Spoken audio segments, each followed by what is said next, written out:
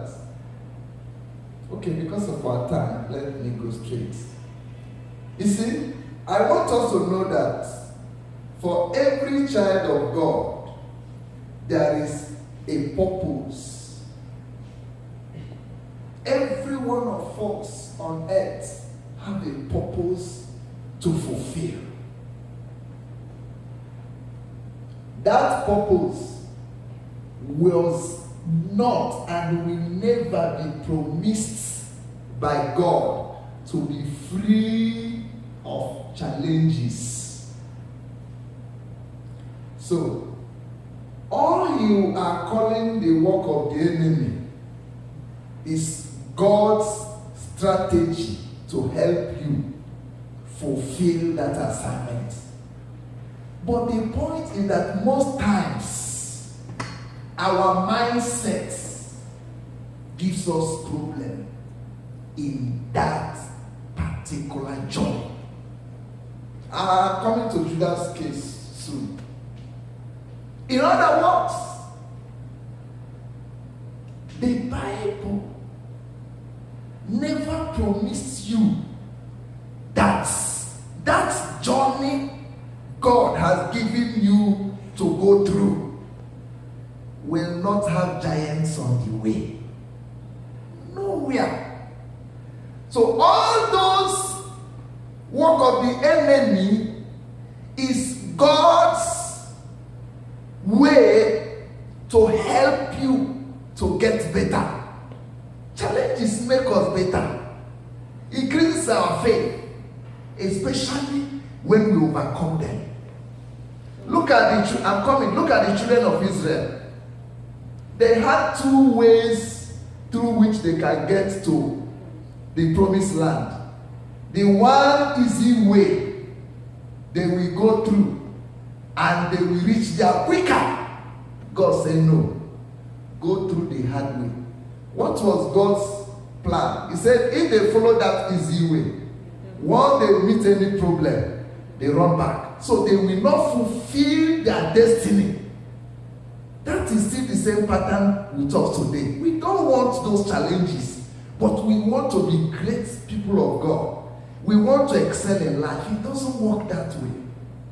So one point I want to make out from here is that in good faith, confront all your challenges. There is a grace hiding somewhere that has not been exposed.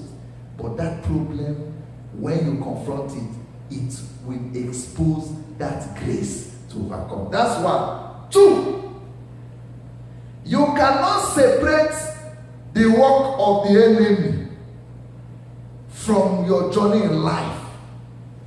It's the enemy, he's doing his work.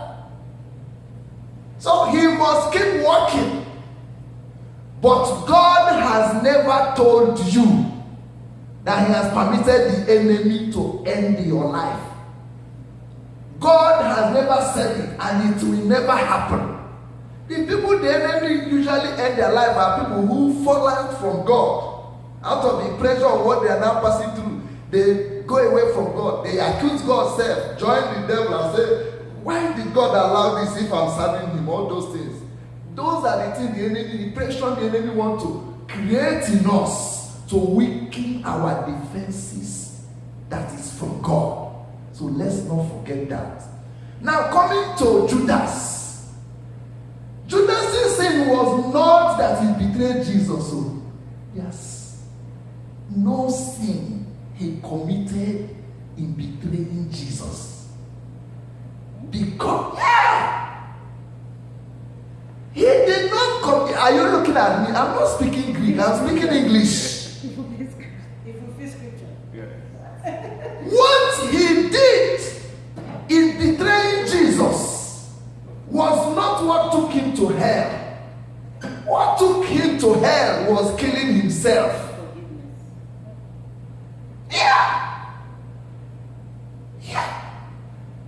There was room for him to repent. There is no sin that is bigger than grace.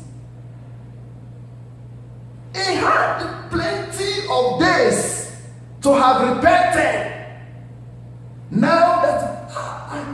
So I have done this. The Bible even said there was a little remorse in him. I have done this, I've done this. But that remorse didn't lead him to repentance. It still happens to people today. Some people will say, I have this kind of thing. No, they block their hearts. That is not grace. So Judas's nemesis was killing himself. Now they used the money he collected to purchase where they buried him. If he had repented, he just fulfilled the prophecy that Jesus must be betrayed. Praise God. So I want us to know, because God said, I don't see the way you see. So does it mean he didn't have grace to repent? No, he had grace because he didn't die the day he killed Jesus and handed him over. The grace he had was the many days. Just like you and I today. Look at those two criminals, one of them. At the nick of time, he used his grace. That is why you and I today, the day we have is the grace he has given us. There is no, remember in Luke 16, remember that rich man with Lazarus. When in hell now he saw the way things were happening on earth, after he had tested earth and now he saw what he was going through in hell, he said, please, Pa Abraham, my brothers are still there. I need somebody from here to go there. Abraham said no. Every day we have now is grace, and people will not come from the dead to speak to us. We have the Bible. We have the church fellowship. We are gathering together. That is the grace he has given us to be like. I told you that abuse of grace is so common because it looks very simple. And people don't like free things sometimes. It's what they struggle to get, what they pay for. It says, do you know how much I bought this chain? Do you know how much I bought this car? So they value it. Unfortunately, God gave us the grace free. We didn't pay anything. So abuse is much. Praise God. So it's very important. We're going to be stopping here. Oh my God. Oh my God. So please, I'd like us to know that God has never marked anybody that person will go to hell. It is our lifestyle, our actions that may take us to hell or move us to go with God. Praise God. Judas did not go to hell simply because he betrayed Jesus. No. The Bible says the Son of Man, there's a way that is written for the Son of Man to go. So it has to be done. Look at Peter. He denied Jesus too. They were in the same category. But few hours after that denial, Peter said, I have done abomination. God forgive me. And it was done. If Judas had said, that day he went and threw the money back to the people that bribed him. If he had done that and cried before God and said, forgive me, that would have been done. But his sorrow did not lead him to God. It led him to take his life. And that was what will take him to hell. Let's stand.